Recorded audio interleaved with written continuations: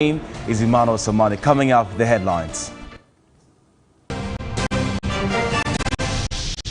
19 persons perished in two separate accidents on the Accra-Kumasi Highway and the Kaswa-Winneba highways in the last 24 hours.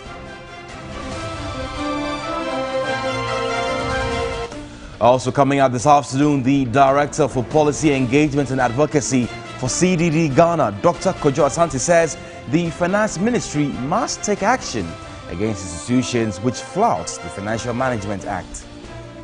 And elsewhere in the world, Chad halves number of soldiers deployed to an international fighting force against Islamic militants in the Sahel region.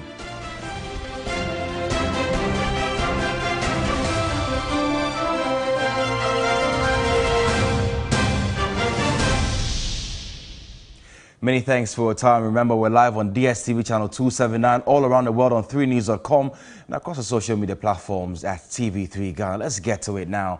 As the Director for Policy Engagement and Advocacy for CDD Ghana, Dr. Kojo Asante, says the Finance Ministry must take action against institutions which flout the Financial Management Act. Now, according to him, the ministry must set up a compliance office to oversee strict adherence to the law to guard against wastage captured in the Auditor General's report. Under the Public Financial Management Act, not only does the Finance Minister have overall control in terms of how to respond to exposures of irregularities, but even has surcharge powers under the Financial Management Act. But what I want to see is that when these reports come, I want to see directives, I want to see notices that is going out, that is, insisting on certain types of irregularities that have been seen that it's not going to be countenanced, so that they can take measures. But I think it's the way the Finance Ministry is set up, that there is no office that enforces the Financial Management Act, and it needs an office for that. Well, let's still stay with Dr. Kojo Asante because he's raising concerns that has to do with the President Akufo-Addo's seeming lack of direction in the fight against corruption. Again, speaking with TV3 on the back of the President's commitments concerning the Health Minister in the botched Sputnik V contract, Dr. Asante called on the President to put his foot down and clamp it down on the graft. For somebody as experienced as the health minister was, I mean, the president should be shocked that any of his ministers, any of his appointees can, on their own, initiate this kind of processes for a product that is at the center of trying to deal with the pandemic. And just imagine the kind of resources and structures we put in place to deal with the pandemic, that any individual can go ahead and make this kind of. This is the kind of thing that you want the president to put his foot down and say, this behavior is not allowed. I'm not allowing this kind of behavior, no matter how good the minister is. And in this environment where, as you said, if you look at the Auditor General's report, you look at the kind of experience people are having around corruption, the perception people have, you need the president to be signaling that this is the threshold of things that I'm going to allow. And you're not getting that. And it's so important to directing the fight against corruption. And that's why CSOs, keep raising this point. Now, 9 persons, including a baby believed to be since 6 months old, are dead in an accident that occurred on Saturday evening at Apajat Pig Farm Junction on the Accra-Kumasi Highway in the Eastern region. Driver of the Sprinter bus with registration number GT 739414 crashed into 2 trailers in the opposite direction after a wrongful overtake, resulting in the accident. Again, the Eastern Regional Police report says the Sprinter bus with passengers on board heading towards Accra made an unsafe overtake without observing traffic from the opposite direction.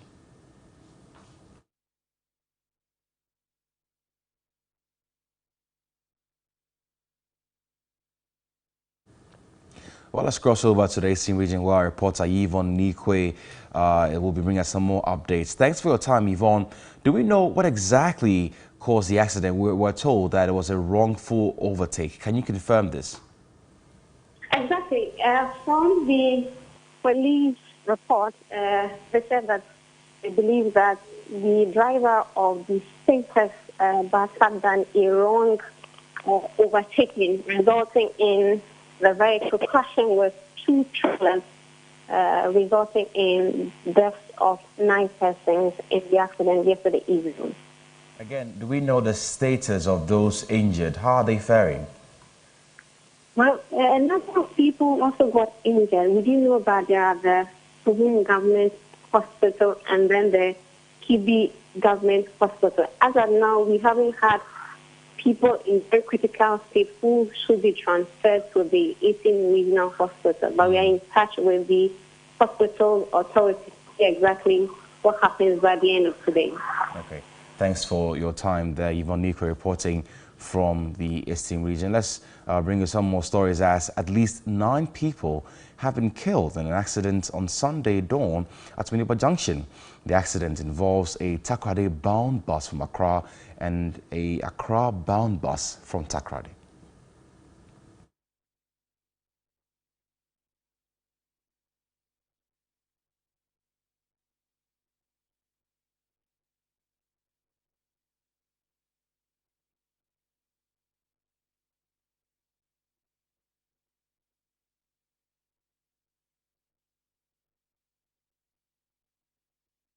Well, we're working the phone lines to speak with a victim of that accident there, and we'll bring you some details in our subsequent bulletins. But the National Road Safety Authority, with support of the Department of Urban Roads, has intensified road safety education among children in an attempt to reduce accidents.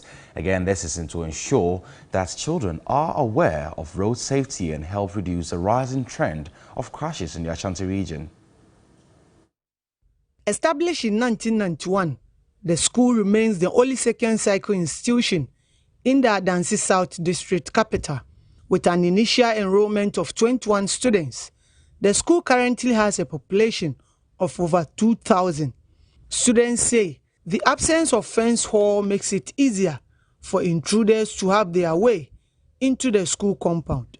Insecurity is one of the main problems facing our school. Our school wall is not well fenced. Due to that, bad students from our school goes out each and every time they want without any hindrance. And also, some of the town folks attack us during our classes time and even sometimes too during our preps. And this affects our studies as a student. They also complain about deficit in infrastructure. We have a lot of students in the school, but the infrastructure system is too small to accommodate the students in the school. Students, we know normal classroom they should contain at least 30 or 50 students. But at Secondary School, we have a class which contains 120 students in the class, which is bad. So we are taking this opportunity to send this information to the President and also the Minister of Education to support and also do something better for Akrofom Secondary School. Member of Parliament for Akrofom says steps are being taken to address the challenges of the school. We are working on that, trying to get a fence for the school so that security will be very good. Secondly, they don't have a dining hall, which I'm also working closely, trying to see some stakeholders and other agencies to help me to also get a dining hall, a big dining hall or an auditorium for them, which can help them to do. Meanwhile, the MP has organized a career guidance seminar for the students to assist them make right choices after completing senior high school. Let's bring you back to the Greater Accra region, where the story building, which was gutted by fire in July at Makola, is scheduled to be demolished today, August 22. Again, the demolition follows a report submitted to the Assembly by a 7-member committee constituted to investigate the accident. A faulty generator and human error have been cited as possible causes, according to the committee.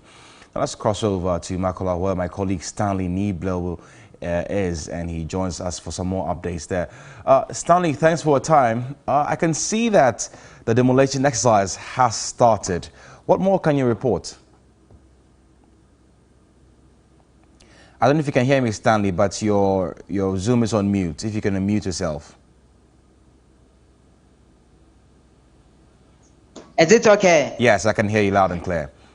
Okay, so I can say that actually the demolition exercise started about 15 minutes ago, and we have security personnel from the military, the police, the fire service, NADMO, and then the AMA that actually initiated this whole thing, this whole demolition exercise, because the building that got ravaged by fire failed a structural test, and so it was part of the recommendation that it must be pulled down. And so today, AMA has been able to put together security experts and engineers from the military to make sure that by the end of the day, this building actually goes down.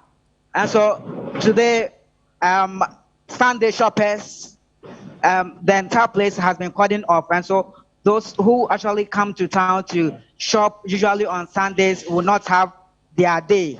And then also the roads, the major roads have been blocked to traffic. And so nobody, no vehicle actually passes here for their own safety.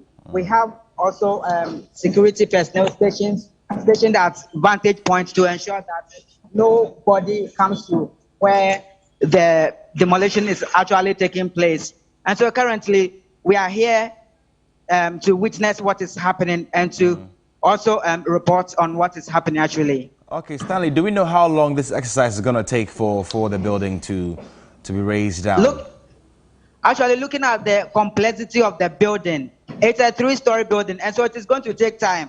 Actually, the engineers, it is the military that is actually doing the demolition, and so they are trying their best. The concrete is actually hard at a point, so they are trying their best to make sure that this building goes down. And so they are doing their best. It will take time, actually.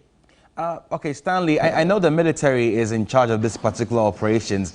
Have you interacted with them and find out from them why they're not using explosives as is being done in other jurisdictions? Okay, so actually, when we get here, I think the whole thing, the whole demolition exercise has been planned already. So they have their own way of, they have their strategy to bring the building down. And so they are going according to plan. All right, I want to thank you for your time. Stanley Niblo is my colleague there currently at the Makola, where we saw the fire in July. We'll bring you some more details in our subsequent bulletins. But a group calling itself Tahuloi of the Gardangbe Restoration wants political parties to put persons of Gardangbe descent to contest parliamentary seats in Accra region going into the media on the group alleged marginalization of Gans. Akpe addressed issues the indigenes deemed inimical to the unity and development of the Gardangbes. According to the group, there has been deliberate scheming by state institutions to Greater Accra region to Gardangbe region. We would like to appeal to the government, Greater Accra region to Gardangbe region, to change our name from the Greater Accra region to the Gardangbe region. In the eastern region, Agotime in the Volta region, Ewutu in the central region. The group further served notice not to allow any political party to present any parliamentary candidate who has no relation with Gardangbe to contest any seat in the Greater Accra region. We have consciously toured the entire country and have realized the Dagoma people are occupying all Dagoma seats in parliament. Their chiefs, the Ashantis, the Izimas, Fantis, and all other tribes are also occupying their respective seats in parliament.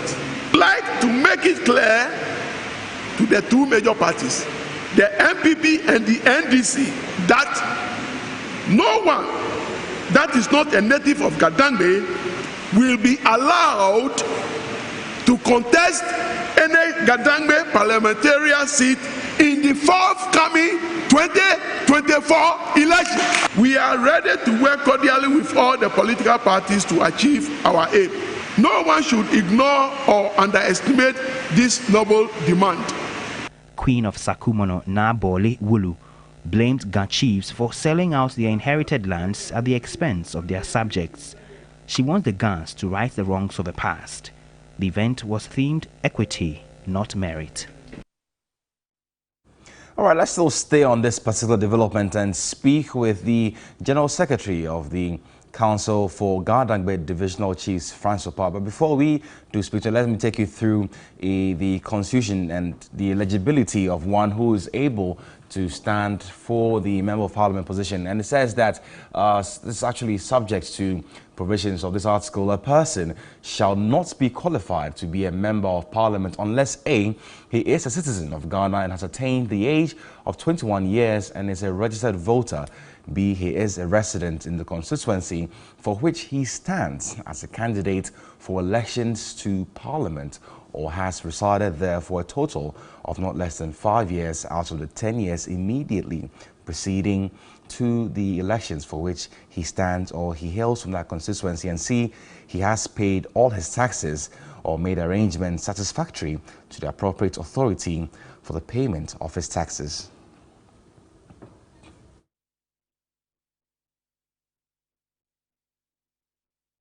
All right, now let's go on Zoom and speak with Francis Opoku there. Thanks for your time, sir. The Constitution clearly spells out, you know, the criteria that one needs to meet to be able to, you know, be a Member of Parliament. So why are you not allowing people from other ethnics to, you know, take such positions? Hello, sir, can you hear me? So I think you have muted yourself. If you can unmute. Well, we're struggling to connect with Jonathan Asante, I beg your pardon. He's a senior lecturer with the University of Cape Coast. I have a conversation around this whole issue. But you're still watching Midday Live with me, Mano Samano. We'll take a quick breather. We'll be back with more news. Don't go away.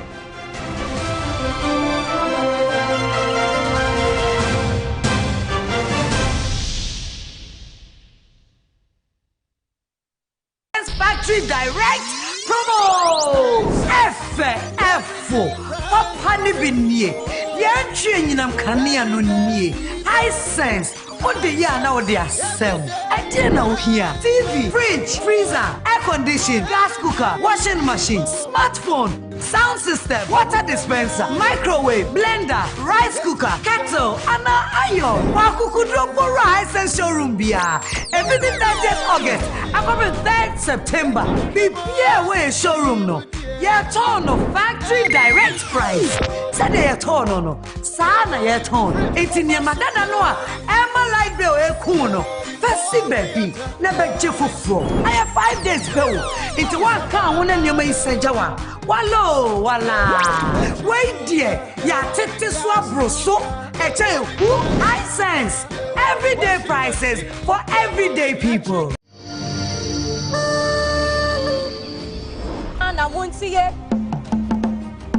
They work hard sometimes without resources, support, rewards, and sometimes with little or no recognition. Historically, women have had profound impact on society in a myriad of ways while expecting nothing in return. This week on GMB, we celebrate women who uplift others with their kindness, compassion, bravery, and yet go largely unnoticed. In a world of today, where women fending for themselves, breadwinners, contributing to the economic growth of this country. I am a woman. Join us this Sunday live on TV3 Studio B at 8 p.m. on TV3. To keep your favorite delegate in the competition, dial *713*13# or download the TV3 Reality app on Apple Store and follow the prompt. Studio audience is strictly by invitation. GMB 2021. Rediscovering true beauty. GMB 2021 shows Sundays at 8 p.m. and repeats Fridays at 3 p.m. and is sponsored by Lavon's Tomato Mix, Camel now from Kerex, Freedom from Casapreco, GTP, Darling Lemon Drink, Airtel Tigo's Big Time Bundles, Lufat, Deluxe Acrylic Paint, Heaven Black Mosquito Spray and Coil, and Napa Mackerel, Geisha, Close Up, Ayo Insurance, Fun Milk Nutri Day Yogurt, and supported by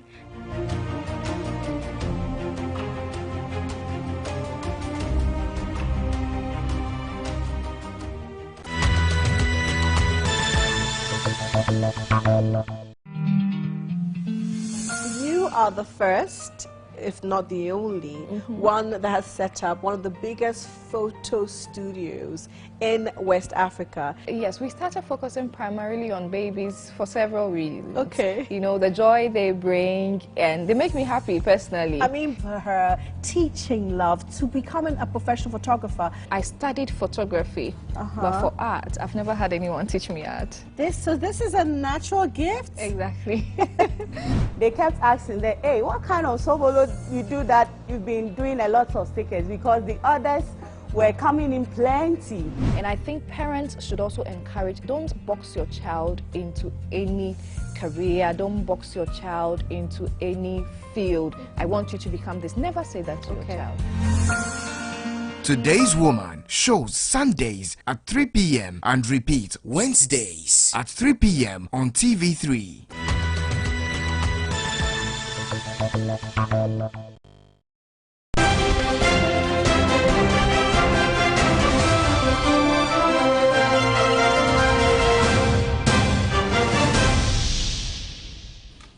Welcome back and thanks for staying with me. But let's go back to our previous story where a group calling itself Tahuloi wants only persons of Gandangbe descent to be proposed or to be put forward for parliamentary elections in the Greater Accra region. And let's go on phone and speak with Dr. Jonathan Santiago, who is a senior lecturer with the University of Cape Coast.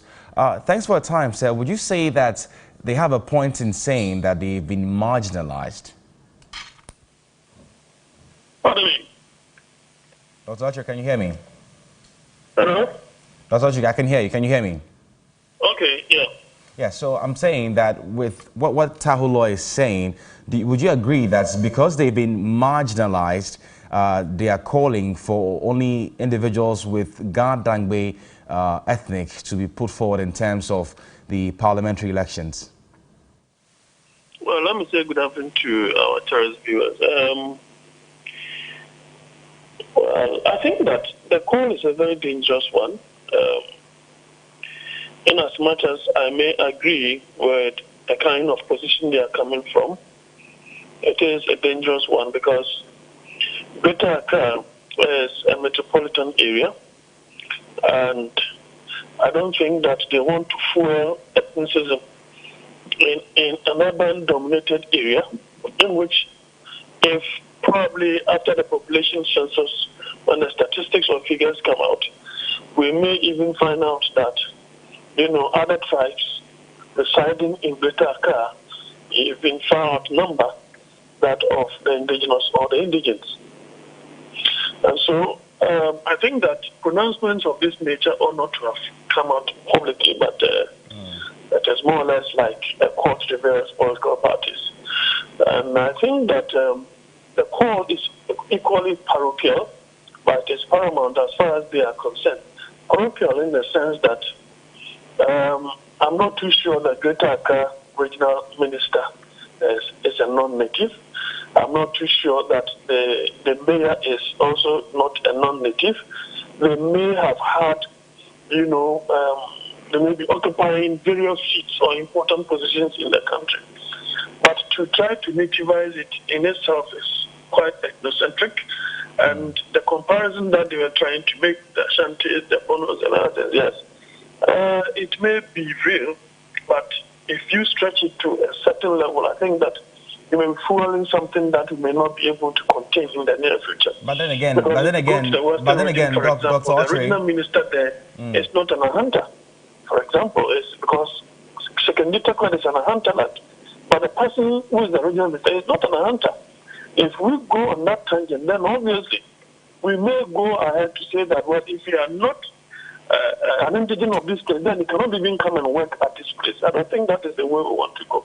But then again, Dr. Autry, the Constitution clearly outlines what makes one eligible. So really, do they have a point? But away from that, moving forward, what should political parties do to address the situation? Well, yeah, that's also a good call, because the point is that it's a good question. Now, it behoves the political parties to negotiate one way or the other. I don't think that political parties who are investing their resources into a competition will want to just put up a candidate that will just go and lose just because the person is a native of a particular area. That will not be politically wise, or in terms of strategy, it will not be wise on the part of any political party. Then the chiefs, as it were, may also want to impress upon the political parties, liaise with them, and lobby. The point politics is about lobbying. It's not just a given. Because if you go and give a native, you let a native go and contest, who is going to finance that native? Those who are making the call, are they going to use their resources at the disposal? Are going to place it at the disposal of the contestant? I don't think it works that simply. So it is a consciousness of a sort, that a reawakening of a sort.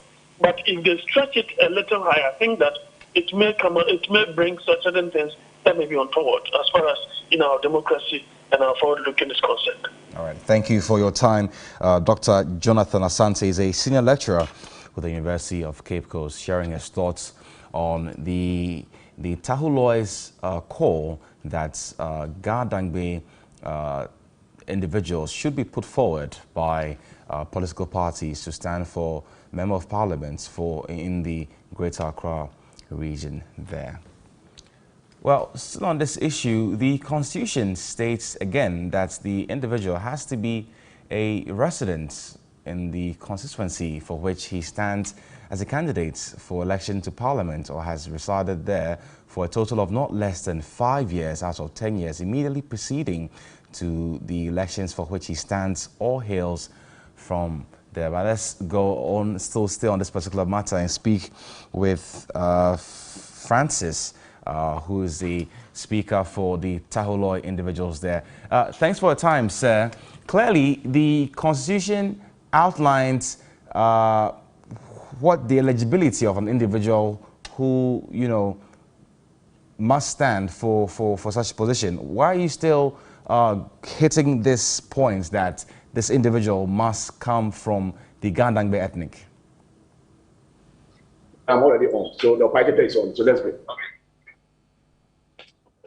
Francis, can you hear me? Hello, Francis, can you hear me?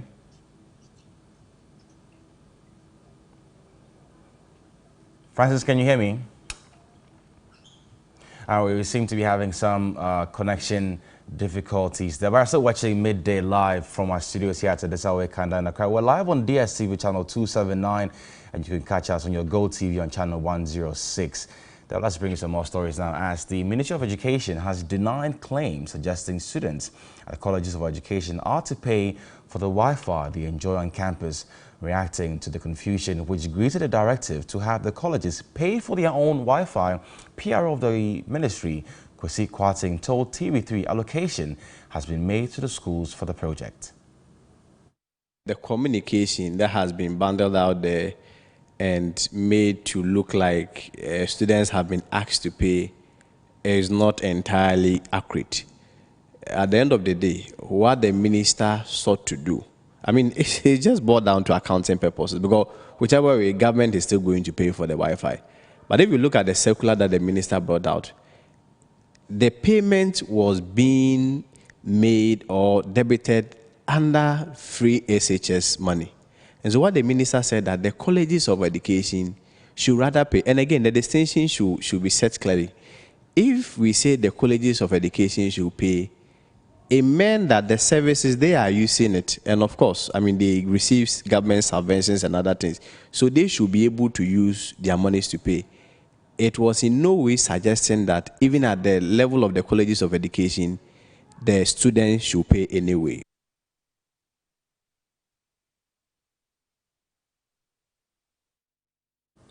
Well, let's go back to the Gandangbe issue, when joining us via Zoom is the General Secretary of the Council for the Gandangbe Divisional Chiefs, Francis Opai Tete. Thanks for your time, sir. Now, the Constitution clearly states that the individual who wants to stand for the Member of Parliament position has to be a resident in that constituency for which he stands for a period of time. Clearly, what you're saying goes against the Constitution. Okay. Good afternoon to our dear listeners. Yeah, so the Council for Gadangbe Tahuloing Akbe put out a statement yesterday And indeed, some of the statements put out are hard-hitting. Yes, I represent the Council for Gadangme Divisional Chiefs as their General Secretary, so I have their mandate to speak to you this afternoon. Yes, what the people are saying is that, yes, we appreciate the fact that Greater Accra, and for that matter, the entire Gadangme area, has become cosmopolitan. And we have a lot of multicultural issues happening. And in effect, that is affecting the indigenes in a couple of ways. And one of the ways is the fact that when you look at Accra proper, majority of most of the parliamentary seats there are occupied by people who are hitherto not natives of the land. And what I also saw from the statement put out yesterday is that they are making case that when you go to Dagomba land, Mamprosi land, Kusasi land, Ever land, Angon land, everywhere, those seats are occupied by the natives. And they also believe that here on their land, they should also be given that opportunity to represent their people in their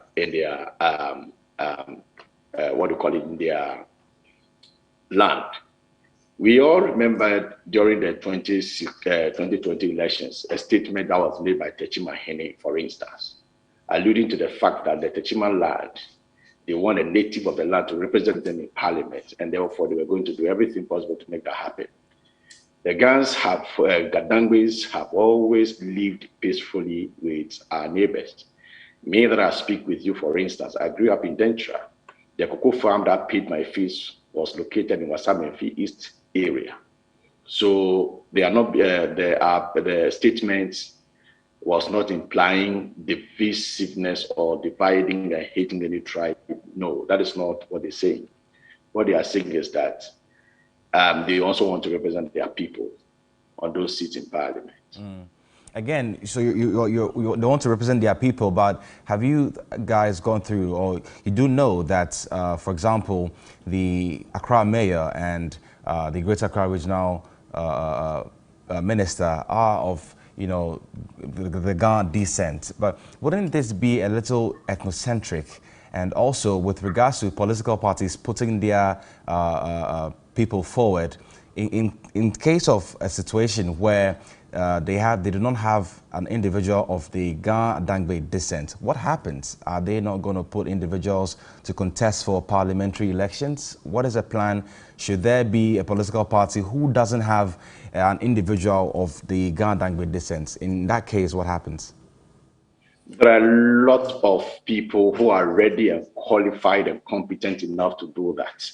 From day one up to now, the Gadangwes have been very instrumental from the struggle for independence up to now. I hope you are aware of the commitment and contributions of Sergeant Ajete, Private Odate, Cooperativo, and all of them. Alti Majite being the first ever commissioner of the Ghana Police Service.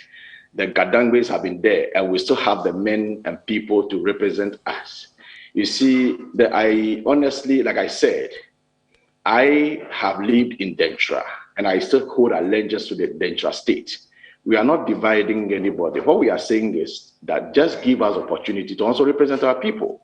And if Techima Hene said it and it's not ethnocentric, why are you saying it's ethnocentric when the Gadangbe Taholotwe are saying the same thing? You understand? You go to Anglo land, all the Anglo seats are occupied in parliament by Anglo people, natives of the land. You go to Dagoma land, all the seats there in parliament are occupied by Dagombas. Go to Nzima land, all the Nzima seats in parliament are occupied by Nzima people. So the Gadangwes have said that, okay, give us opportunity to also represent our people. And this one, they are asking the political parties that 2020 general elections, make sure you file people and beyond. Make sure you file people who are of Gadangwe descent. I honestly think that they are just calling for what is the 2024 general elections. I think they are just calling for what is legitimately theirs. You understand? And that is just one of the issues they raise in the press statement that I have a copy with me right now. Okay, I want to thank you so much for your time. Francis Tete is the General Secretary for the Council or for the Ga-Dangbe divisional chiefs there. But let's bring you some more stories now, as the Accra Metropolitan Assembly says it has been compelled to clear more spaces at the Infectious Diseases Cemetery to accommodate bodies of COVID-19 victims as deaths continue to soar. The Assembly has begun recording a daily average of 3 deaths earmarked for burial. Meanwhile, 16 more deaths from the disease has shot the total death toll to 961. Ghana's death toll from the ravaging virus is nearing the grim 1,000 milestone. As of August 17, 2021, 16 more persons had died, shooting the toll to 961, with daily average of new cases rising in a third wave.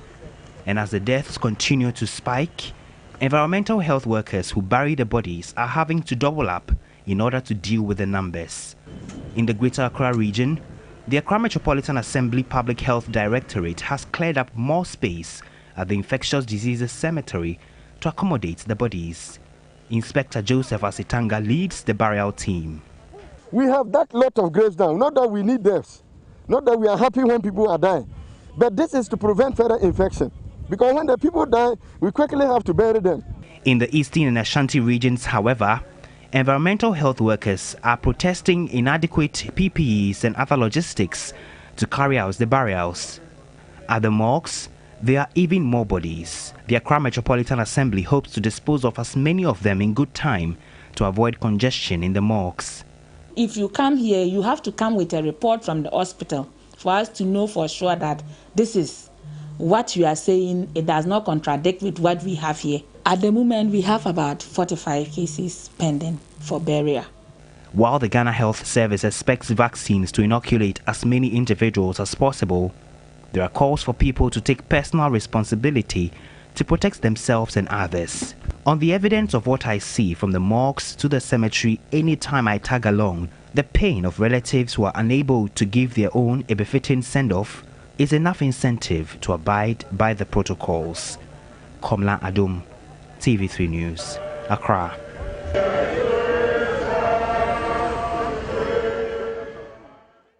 Well, do continue to adhere to those safety protocols there, because COVID-19 indeed is real. We'll take a quick break. We'll be back with more news. Don't go away.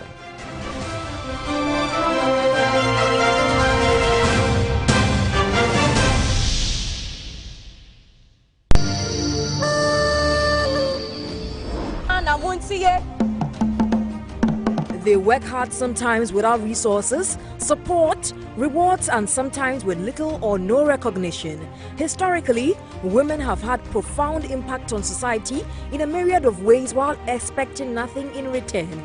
This week on GMB, we celebrate women who uplift others with their kindness, compassion, bravery, and yet go largely unnoticed. In the world of today, where women fending for themselves, breadwinners, contributing to the economic growth of this country. I am a woman. Join us this Sunday live from TV3 Studio B at 8 p.m. on TV3. To keep your favorite delegate in the competition, dial *713*13# or download the TV3 Reality app on Apple Store and follow the prompt. Studio audience is strictly by invitation. GMB 2021. Rediscovering true beauty. GMB 2021 shows Sundays at 8 p.m. and repeats Fridays at 3 p.m.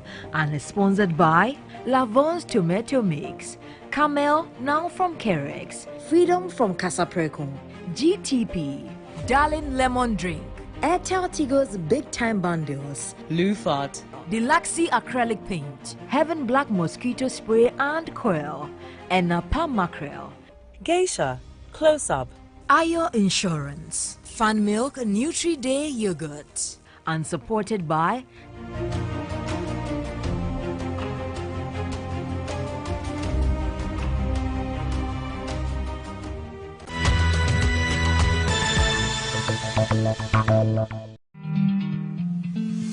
You are the first, if not the only, one that has set up one of the biggest photo studios in West Africa. Yes, we started focusing primarily on babies for several reasons. Okay. You know, the joy they bring, and they make me happy personally. I mean, for her teaching love to becoming a professional photographer. I studied photography, but for art, I've never had anyone teach me art.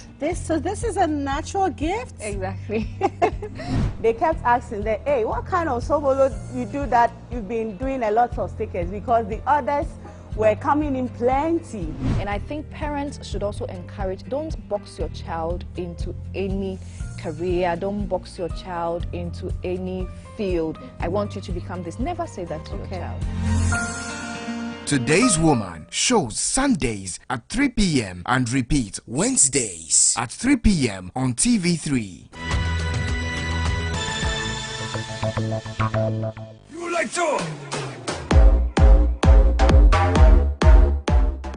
You like to?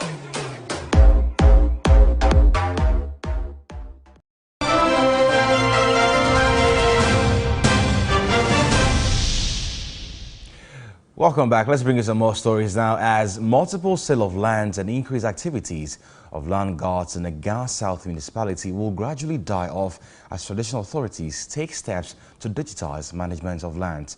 The Transition Council has also established the customary land secretariat to take charge of land administration documents.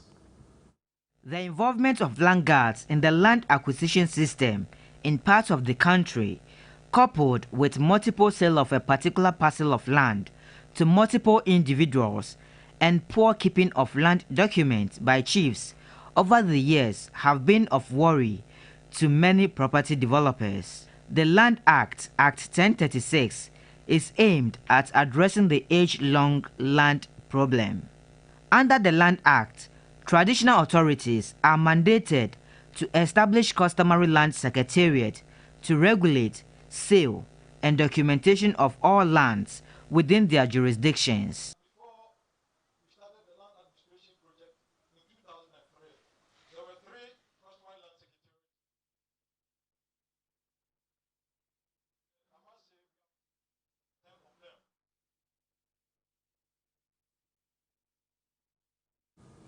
We apologize for that lack of sound. We're still watching Midday Live with me, Emmanuel Samani. Now, the African Center for Energy Policy, ACEP, has re-echoed the need for a Mineral Revenue Management Act that mimics the Petroleum Revenue Management Act 815 in the oil and gas sector.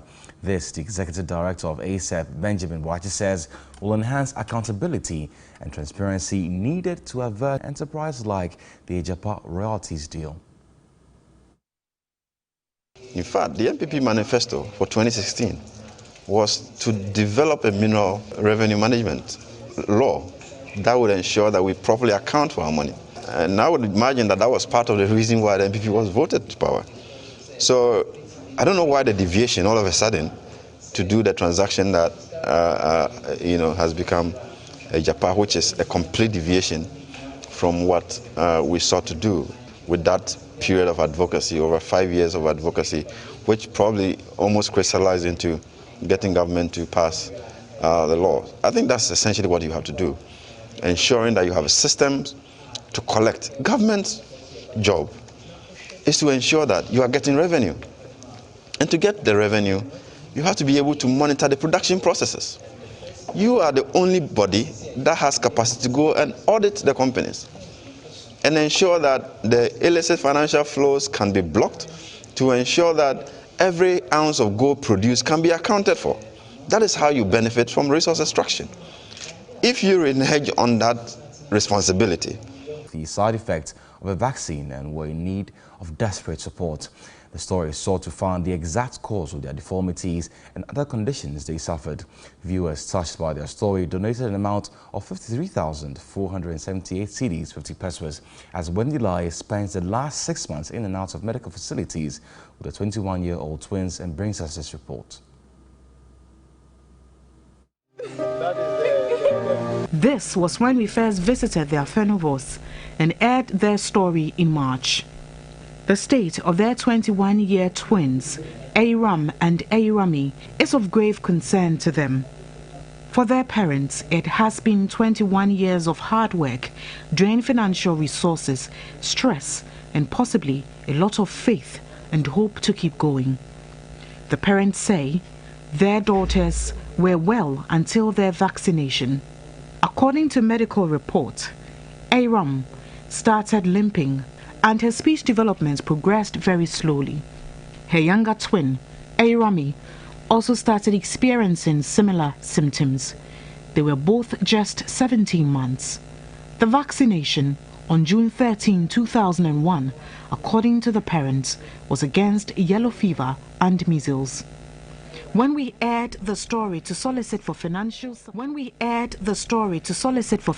support, individuals and organizations generously gave to enable them undergo medical assessments at the Focus Orthopedic Hospital and the Impact Medical and Diagnostic Center, both in Accra.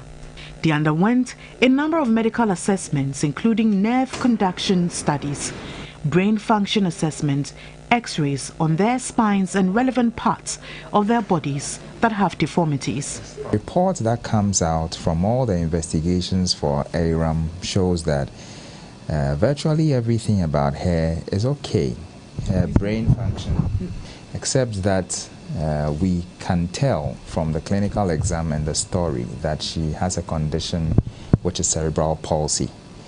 And as orthopedic surgeons, we grade this palsy from a grade 1 to a grade 6, and she has a very mild form of it, which is a grade 1. Irami has a slightly more severe version where she is unable to make any steps at all, so her mobilization or movement is purely by crawling on flexed knees, and you can tell from this that she has deformed feet on both sides. So this is a deformity on the feet which she developed as a result of the spasticity and the long-standing history of the cerebral palsy. So this is neurologic. And to treat this, we need to establish our goals, which is purely aimed at making her independently mobile. He explained what next after this phase. Fortunately for Aram, virtually everything was fine. So the goal of Aram's treatment will be to just manage the palsy conditions. So the role of orthopedic surgeon with them to still keep getting her through school, to build her intelligence and to make her socially integrated. And should there be any point at which she has limitation with regular school, then special school will be considered. Arami, our recommendation for her will be to get her a motorized wheelchair. She has good upper extremity function, so she will be able to mobilize herself about. Once we are able to get her that, then we will go ahead to do a correction of the club feet deformity.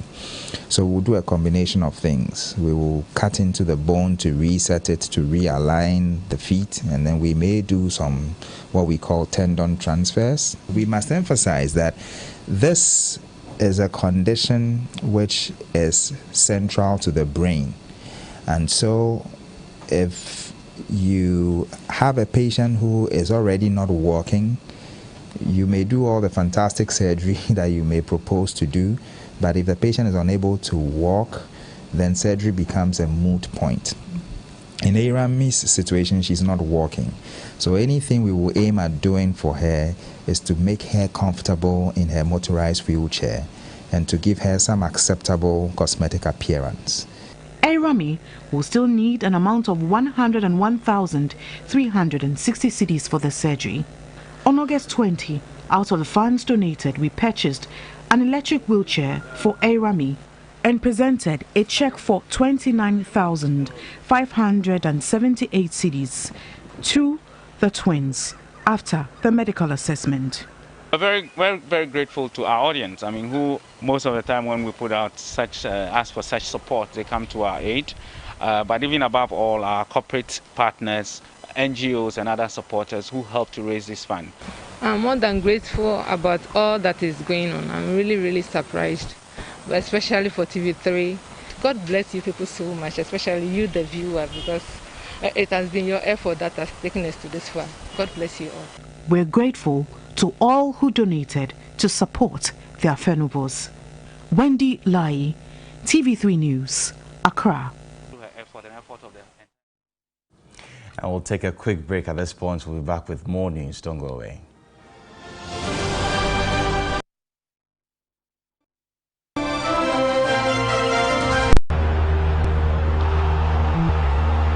Absolutely stunning.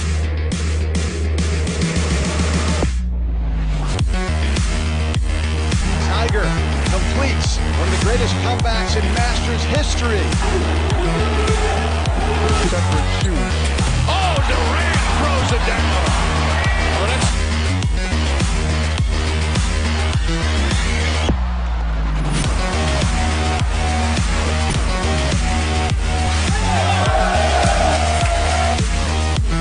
Get the shot on. Oh, yeah! He's done it again.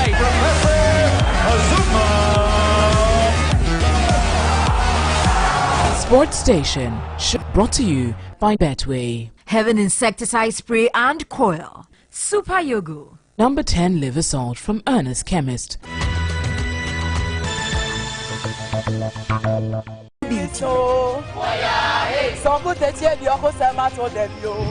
GMB 2021 shows Sundays at 8 p.m. and repeats Fridays at 3 p.m.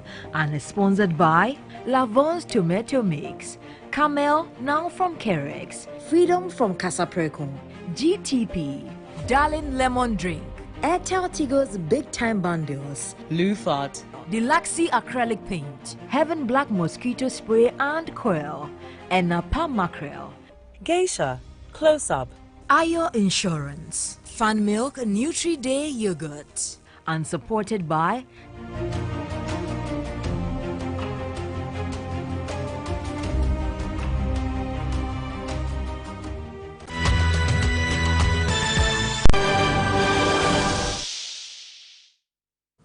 Welcome back. Let's bring international news as the government in Chad has said it is halving the number of soldiers deployed to an international force fighting Islamic militants in the Sahel region. Since 2017, 1,200 Chadian troops have been deployed to the G5 Sahel force. Despite the ongoing violence, France recently announced it was cutting its military presence in the region from around 5,000 to a maximum of 3,000 troops. A spokesman for the Chadian government described the troop withdrawal as a strategic move and said the country remained committed to fighting Islamic militants. Of the 5 nations that contribute to the G5 Sahel force, the soldiers from Chad are seen as some of the most battle-hardened and effective.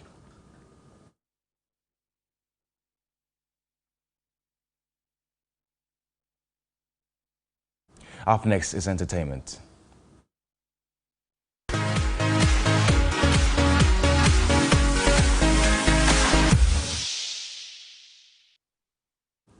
In entertainment news this afternoon, a former member of hip-hop music group Mobile Boys has made some interesting revelations on why most music groups do stand the test of time.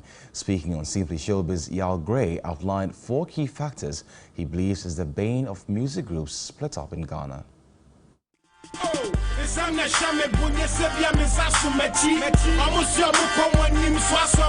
The Ghanaian music industry have seen great music groups storm its stage on music festivals and events. The likes of 4x4, VVIP, Wuta, Prior amongst others have once been Ghana's favorite music groups and have given the best of entertainment.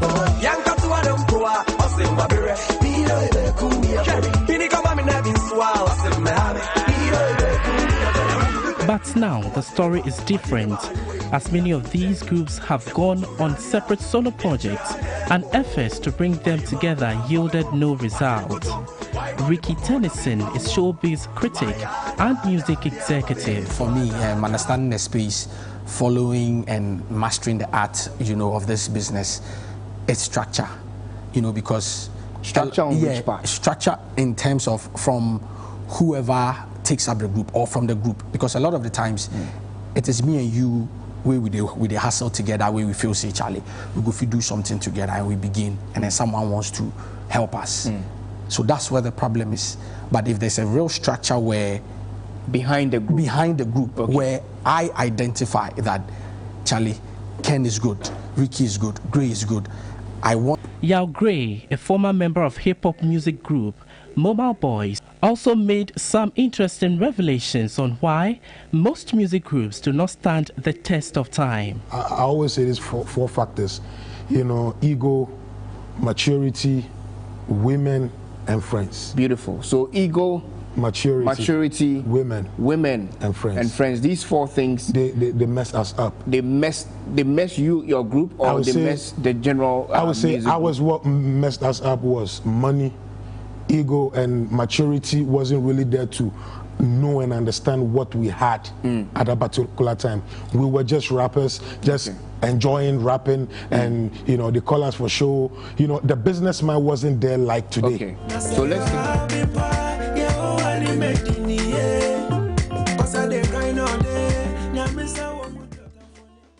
And on that note, we wrap up with Midday Live from our news hub here at the Desawe Kanda in Accra. You can find more news when you log on to 3news.com. My name is Emmanuel Samani. Remember to take care of yourself and be well. On behalf of the production team, have a good afternoon.